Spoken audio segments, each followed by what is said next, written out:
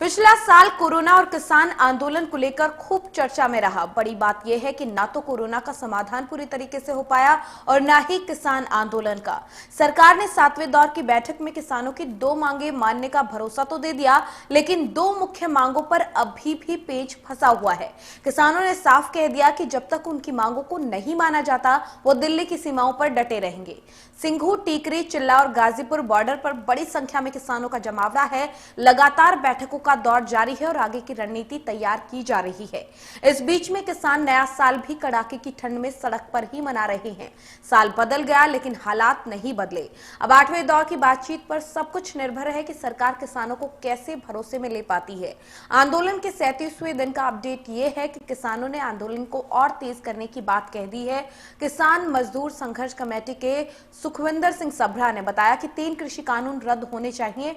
अगर 4 जनवरी को इसका कोई हल नहीं निकलता है तो आने वाले दिनों में संघर्ष और तेज होगा।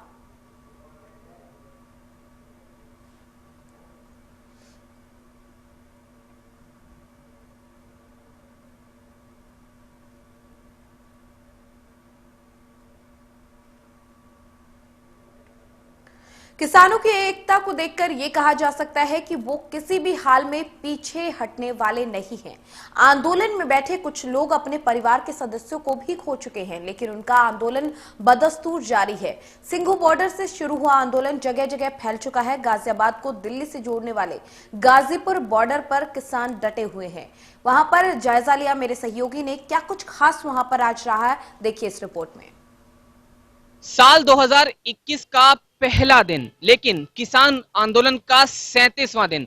4 जनवरी को क्या बात बन पाएगी?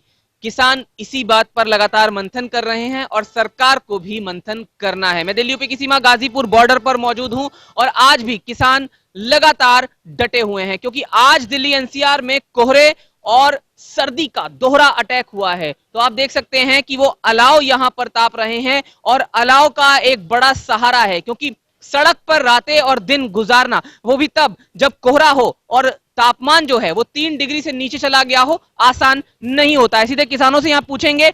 ये बताइए जी, 37वां दिन और नए साल का पहला दिन कैसे बीत रहा है? नए साल का पहला दिन ऐसा है, दिन तो भाई घर से बाहर गलती बीतता है। घर से बाहर कोई भी आदमी रे को रहा है, घर वालों को भी चिंता हो रही है किसानों की, लेकिन किसानों का प्रण है। 30 तारीख में वार्ता हुई थी, किसानों को उम्मीद थी और देश को भी उम्मीद थी। इस आंदोलन से देश का बच्चा बच्चा, गांव का एक एक बालक जुड़ गया है।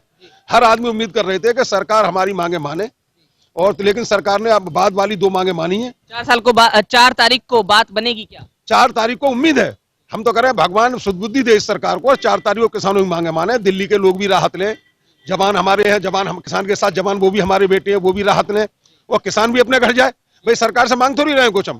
तो नए साल पर घर को मिस जरूर कर रहे होंगे। नहीं, हर आदमी घर से बाहर एहसास होता है, बच्चों में जो आदमी नहीं रहता है।